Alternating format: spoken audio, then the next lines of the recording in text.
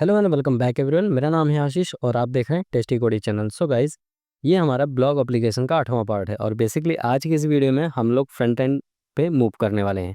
और front end में आज हम सबसे पहले आपको बताएंगे कि कंपोनेंट कैसे क्रिएट किए जाते हैं एंगुलर में with the help of CLI command line interface.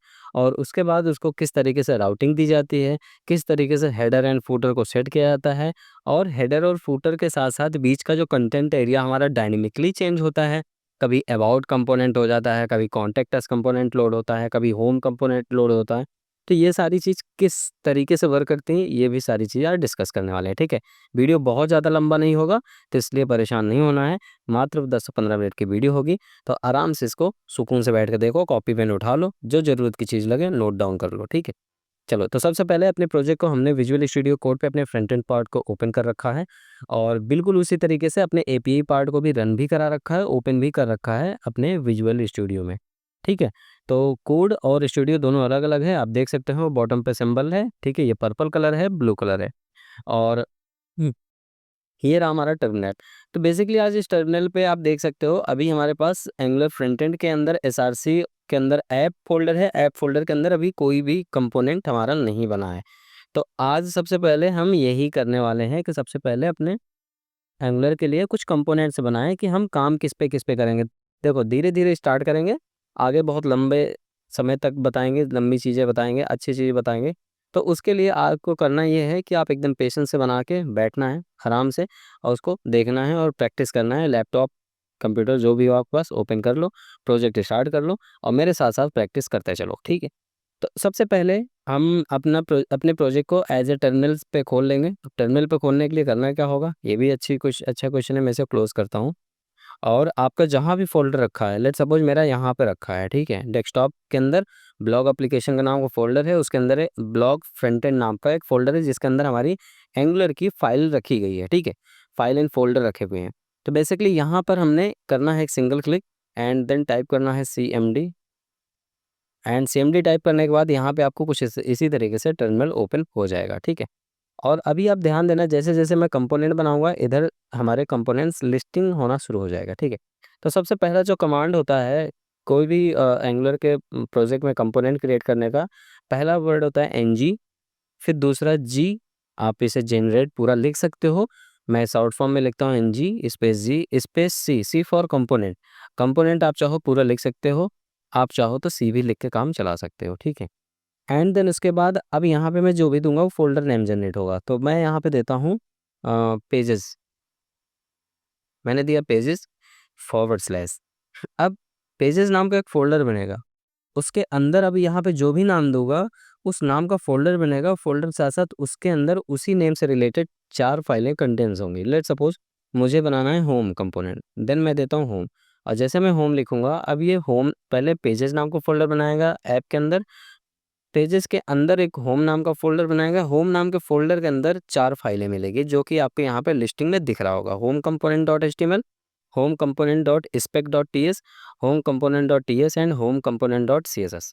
So basically अगर इस पेजेस को एक्सप्लोर करते हैं, देन आप देख सकते हैं यहाँ होम नाम का फोल्डर है और इस होम के अंदर ये 4 फाइलें मिल गई में। बहुत बढ़िया है, एक चीज़ हमने सीख लिया। अब जब हम सीख लिए तो फटाफट हम सारे कंपोनेंट यहाँ से बना लेते हैं। तो हम यहाँ पे सिंपली अप एरो प्रेस करेंगे तो रिसेंट कमांड आपका अगेन ओपन हो जाएगा। And now we are going to write here about and just hit the enter button. तो अब यहाँ पे हम अबाउट जब दे रहे हैं तो यहाँ हमारा अबाउट का भी पार्ट, अबाउट का भी फोल्डर बनेगा और क्रिएट हो जाएगा उसकी 4 फाइलें। अब आप देख सकते हो अबाउट का फोल्डर आ गया, होम का फोल्डर आ गया। बहुत बढ़िया। इसी तरीके से हम यहाँ पे बनाने वाले हैं header. So HEADER, header. And same बिल्कुल इसी तरीके से हम बना लेंगे फूटर।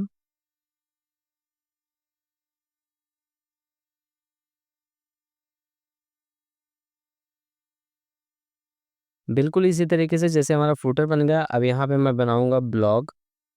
बेसिकली ये ब्लॉग है, ठीक है, not blogs. So blog means होता है कि एनी स्पेसिफिक ब्लॉग की डिटेल। ठीक है, and while I am writing here blogs, then it means कि यहाँ पर बहुत सारे ब्लॉग लिस्ट होंगे। ठीक है, तो एक थोड़ा सा सेंटेंस समझना, ये सिमेंटिक वर्ड है। ठीक है। ब्लॉक्स मतलब मल्टीपल ब्लॉक्स हो सकते हैं। ब्लॉक मतलब एनी मल्टीपल ब्लॉक्स का कोई स्पेसिफिक एक पेज का डिटेल, ठीक है। तो यहाँ पे हमने अभी इतने सारे कंपोनेंट्स बना लिए और अभी हम इसी पे वर्क करेंगे, ठीक है। एंड देन इसके बाद हम मूव फॉरवर्ड करेंगे नेक्स्ट टास्क की तरफ। सो अभी इसको हम करते हैं मिनिमाइज, और एक बार हम अपने प्रोजेक्ट को एक बार रीरन करा लेते हैं, मतलब चेक कर लेते हैं कि क्या कोई इसमें चेंजेस तो नहीं है। अभी हम रिफ्रेश करते हैं, अभी यहाँ पे आपको कुछ भी चेंजेस देखने को नहीं मिलेगा। बहुत बढ़िया। अब हम एक काम करते हैं, हम ये जो बाय डिफ़ॉल्ट अभी कंटेंट लिखा हुआ है, हम इसको करते हैं इरेज़, ठीक है? और इसको करते हैं सेव। अब इसके पहले सबसे पहले आते हैं ऐप कंपोनेंट डॉट टीएस पे, और यहाँ पर जो हमारा इंपोर्ट एरे बन रहा है, इस इंपोर्ट एरे के अंदर हम कॉमा यूज़ करेंगे, और कॉमा के बाद यहाँ पे हम सबसे पहले देने वाले हैं हेडर कंपोनेंट। सो यहाँ पे ये देख सकते हो आप, हेडर कंपोनेंट्स आ रहा है, मैंने क्लिक किया, टॉप पे ऑटोमेटिक इंपोर्ट हो चुका है, कॉमा देंगे। अगेन यहाँ पे हमें देना है फूटर कंपोनेंट, एंटर करेंगे, ये भी हमारा कंपोनेंट इंपोर्ट हो गया, ठीक है। अभी देखो ये बोल रहा है कि आपने दो कंपोनेंट को इंपोर्ट कर दिया, बट आप एक्चुअल में उसकी रियलिस्टिक वर्ड में उसे यूज़ नहीं कर रहे हो आप, ठीक है। तो बेसिकली इसलिए एक तरीके की वार्निंग जनरेट कर रहा है, लिखा रहा है header component is not use with in the template of app component, मतलब कि आप ऐप कंपोनेंट के अंदर कहीं आप यूज़ नहीं कर रहे हो। Would you like to remove this, अगर क्विक फिक्स पे आओगे तो रिमूव का ही ऑप्शन बताएगा, ठीक है। तो नहीं, मुझे इसको यूज़ करना है टू बी ऑनेस्ट। तो उसके लिए आपको करना क्या है, इसको मैं जस्ट सेव करता हूँ। अब आता हूँ इसके एचटीएमएल पे, और एचटीएमएल पे सिंपली यहाँ टाइप करता हूँ ऐप, सजेशन में आ रहा है हेडर, ये हमारा ऐप हेडर हो गया। एंड देन सेम यहाँ पर मैं देता हूँ ऐप, और यहाँ मुझे देना है footer, and then save it. अब जैसे मैं यहाँ राउटर आउटलेट यूज़ करूँगा, router hyphen outlet and then close it. अब देखो राउटर आउटलेट पे यहाँ पे ये बताने लगा, router outlet is not a non element if router outlet is angular component that verify include the component import, ठीक है। ये सारी चीज़ लिए बता रहा है कि अगर आप इस कंपोनेंट को मतलब इसको यूज़ करना चाहते हो, तो उससे पहले इसको आप एज ए इम्पोर्ट करो, ठीक है। तो इम्पोर्ट, अब देखो बेसिकली इसका एरर नहीं आना चाहिए, ठीक है, क्योंकि बाय डिफ़ॉल्ट ये राउटर आउटलेट का ही पार्ट है, और यहाँ पे राउटर आउटलेट ही मिलता है, ठीक है। लेकिन अभी ये एरर यहाँ पे इसलिए जनरेट कर रहा है कि इसको यहाँ पर राउटर आउटलेट जैसी चीज़ें कुछ मिल ही नहीं रही। कोई दिक्कत नहीं है।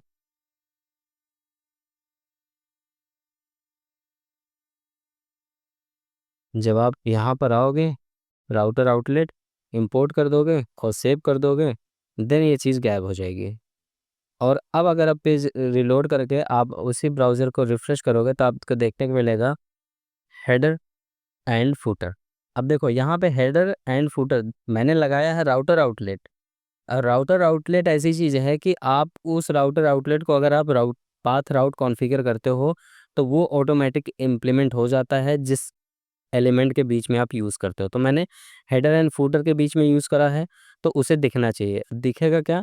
राउटर आउटलेट एक सिनेरियो है कि वो कंपोनेंट को डिनोट करेगा यहाँ पे, जो भी कंपोनेंट आप डायनेमिकली रेंडर कराना चाहते हो अपने डॉम में, ठीक है। तो इसके लिए आपको करना ये है, हम देखो आते हैं अपने app route dot TS file में, बेसिकली यहाँ पर आते हैं और इसको करते हैं एंटर, और यहाँ थोड़ा-सा पाथ को कॉन्फ़िगर करते हैं जिसको बोलते हैं राउटिंग कॉन्फ़िगरेशन, ठीक है। जब भी कोई लोग पूछते हैं व्हाट इज़ अ राउटर, तो आप बता सकते हो कि राउटर क्या है, आप इसे समझ के बता सकते हो, ठीक है। सिंपली मैंने यहाँ पे कर्ली ब्रैकेट ओपन किया, क्लोज़ किया, एंड देन यहाँ पे मैं देता हूँ path. Let's suppose someone hit the blank path, means by default path localhost 4200, तो उस केस में आपको कि यहाँ बताना पड़ेगा कौन-सा कंपोनेंट लोड है। तो मैं कहता हूँ कि उस केस में हमारा कंपोनेंट लोड हो होम कंपोनेंट। सो मैंने जस्ट यहाँ पे लिखा होम कंपोनेंट। अब देखो जैसे लिख के मैं सेव करूँगा, अब आपको होम कंपोनेंट यहाँ पे दिख जाएगा। देखो ऑटोमेटिक यहाँ रेंडर हो गया कि होम कंपोनेंट। होम कंपोनेंट ही क्यों आया? क्योंकि यहाँ पर मैंने डिफ़ॉल्ट पाथ पे मैंने होम कंपोनेंट लोड कराया है ब्लैंक पाथ, और ब्लैंक हमेशा डिफ़ॉल्ट राउट माना जाता है, ठीक है? ओके।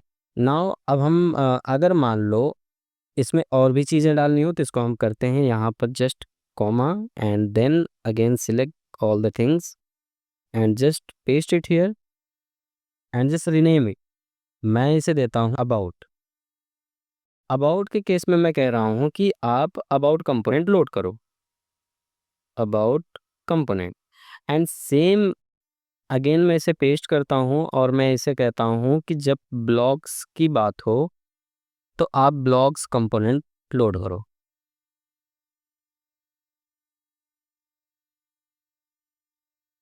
ब्लॉग्स कंपोनेंट, लेकिन वहीं पे अगर हम ब्लॉग, स्पेशली ब्लॉग बोलें किसी स्पेशल ब्लॉग पे, तो उस ब्लॉग को लोड करो।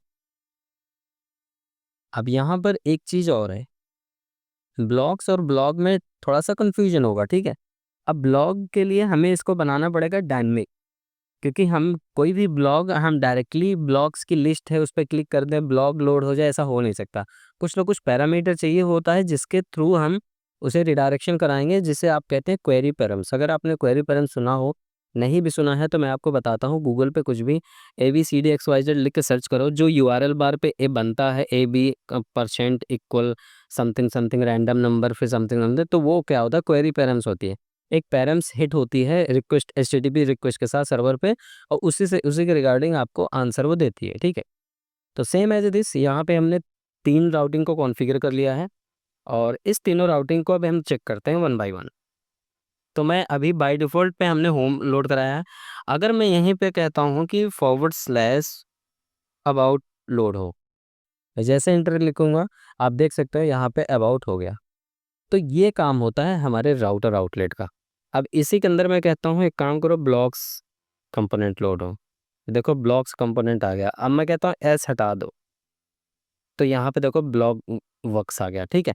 तो कहने का मतलब है राउटर आउटलेट बिल्कुल हमारा इसमें डायनेमिक तरीके से वर्क कर रहा है, वो हमारे राउट को पकड़ के उस पर्टिकुलर कंपोनेंट को लोड करा रहा है। तो इस तरीके से होता है राउटर आउटलेट का वर्क और app route dot T S का काम, ठीक है। तो ये हमारा हो गया, कंपोनेंट्स बन गए और हमारी सारी चीज़ें हो गई। अब बात हम करते हैं छोटे से थोड़ी सी डिज़ाइनिंग की, कि अपने हेडर को एटलीस्ट डिज़ाइन थोड़ा सा कर दिया जाए। तो हेडर को डिज़ाइन करने के बाद जब आती है तो मैं सोच रहा था कि यहाँ पर मटेरियल यूज़ करूँ, लेकिन फिर मैंने सोचा कि मटेरियल तो ठीक है, थोड़ा-सा मैं इसे अभी के लिए थोड़ा-सा CSS वगैरह यूज़ करके जस्ट दिखा दूँ आपको कि कैसा दिखता है, ठीक है। तो उसके लिए हम आते हैं सबसे पहले हेडर कंपोनेंट में। तो पेजेस के अंदर आएँगे और हेडर के अंदर आएँगे। इस HTML पे आपको थोड़ा-सा डिज़ाइन करना पड़ेगा। सबसे पहले मैं यहाँ पे जस्ट लेता हूँ, क्लास ही ले लेता हूँ, डॉट बीजी हाइफ़न ब्लू हाइफ़न 500। ये बेसिकली टेलविन सीएसएस की क्लास है। अब देखता हूँ यहाँ पे डॉट वगैरह सिंबल एक्सेप्ट करता है कि नहीं करता, नहीं करेगा तो थोड़े से कुछ चीज़ें ऐड कर लूँगा, ठीक है। अब यहाँ पर इसके साथ-साथ मुझे देना पड़ेगा dot flex dot justify between use करता हूँ मैं,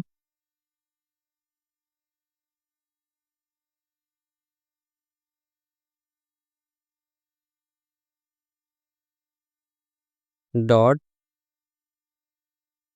पीएक्स की वैल्यू यहाँ पे मैं रखूँगा 20 एंड यहाँ हाइट भी दे दूँगा मैं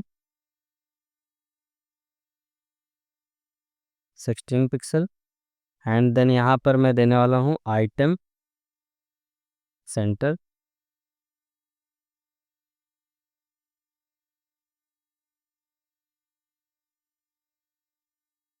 डॉट, और मैं यहाँ पे शैडो देता हूँ।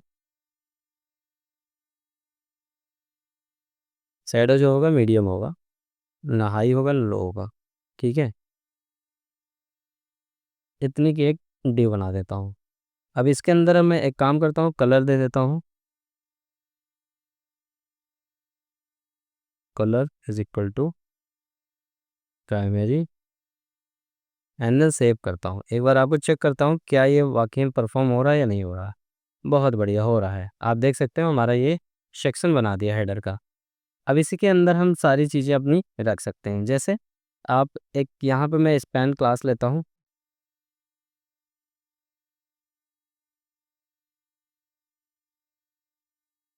Span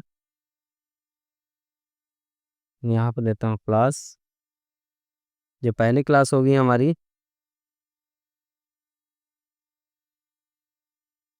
text hyphen 2 × 1।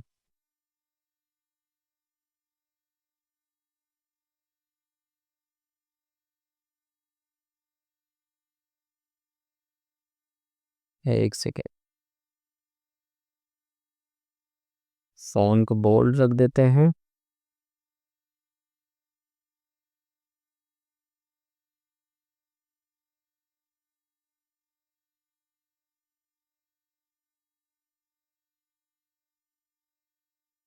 Text wide रखते हैं और यहाँ देता हूँ मैं पेस्ट बॉडीज ब्लॉक। सेव करता हूँ, एक बार चेक करता हूँ क्या ये वर्क कर रहा है कि नहीं। बढ़िया वर्क कर रहा है, ठीक है। बिल्कुल इसी तरीके से अब हम इसके अंदर और भी चीज़ें डिफाइन कर सकते हैं। मैं जस्ट यूएल टैग लेता हूँ और इस टैग को जस्ट मैं क्लास दूंगा और क्लास होगा फ्लेक्स गैप 4 पिक्सल का हो। उसके बाद मैं यहाँ देता हूँ एल आई कर ले देता हूँ ए टैग, और जो हमारा HREF होगा ब्लॉक्स, बाद में से हम राउटर लिंक पे रिडायरेक्ट करवा देंगे, ठीक है।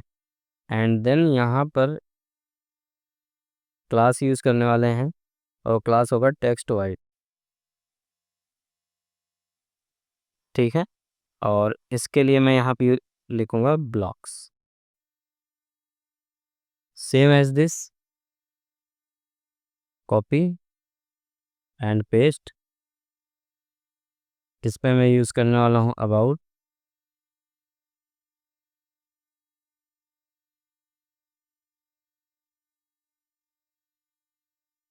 अस। सेव कर देते हैं और आपको दिखाते हैं आउटपुट इसका। ब्लॉग एंड अबाउट अस, मैं ब्लॉग पे क्लिक करता हूँ तो देखो ब्लॉग्स लोड हो गया, और मैं अबाउट अस पे क्लिक करता हूँ तो अबाउट अस लोड हो गया। बट एक चीज़ ध्यान दो, जब मैं यहाँ पे ऐसे क्लिक करता हूँ तो देखो यहाँ पर ये भी रिलोड हो रहा है। तो एंगुलर की जो प्रॉपर्टी है वो यहाँ पे इनहेरिट नहीं हो रहा है, मतलब एंगुलर की प्रॉपर्टी से बाहर ये वर्क कर रहा है। जबकि एंगुलर का काम ये है कि पेज को रेंडर कराना इंस्टेंस, बट पेज रिफ्रेश ना हो। करंट टाइम में क्या हो रहा है, पेज रिफ्रेश हो रहा है। तो इसको फिक्स करने के लिए आपको करना कुछ नहीं है, जस्ट इसको रिप्लेस करना है किससे, राउटर लिंक से। राउटर लिंक, ठीक है। अब एक बार चेक करते हैं कि क्या ये प्लेन राउटर लिंक लिखने से वर्क करेगा या हमें बाइंडिंग करनी पड़ेगी इसको। सेव करते हैं, अगेन आते हैं, और अब देखो मैं ब्लॉक पे, अच्छा अब नहीं कर रहा, ठीक है। और क्यों नहीं कर रहा, let me check. Router link and common modules, save करते हैं। अब एक बार चेक करते हैं,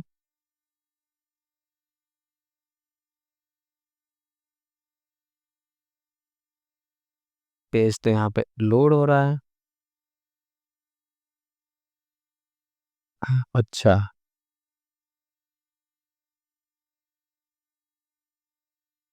ठीक है, चेंज हो गया अपडेट। अब मैं यहाँ ब्लॉक्स पे क्लिक करता हूँ, देखो ब्लॉक हुआ। अब यहाँ पे पेज रिफ्रेश आपका नहीं हो रहा। अबाउट पे किया, अबाउट लोड हो गया, ब्लॉक्स पे किया, ब्लॉक्स लोड हो गया, ठीक है। तो ये हम इसको बिना पेज रिफ्रेश कराए कर सकते हैं, ठीक है। तो ऑलमोस्ट इज डन कि अभी हमने ये चीज़ कर लिया है। और मेरा मन तो था कि और भी चीज़ करता हूँ, लेकिन ऑलमोस्ट 20 मिनट का वीडियो हो रहा है। तो आज के वीडियो में बस इतना ही रखते हैं, मिलते हैं नेक्स्ट वीडियो में। तब तक के लिए bye bye, keep practice, keep coding, take care. कोई भी डाउट हो तो कमेंट ज़रूर करें।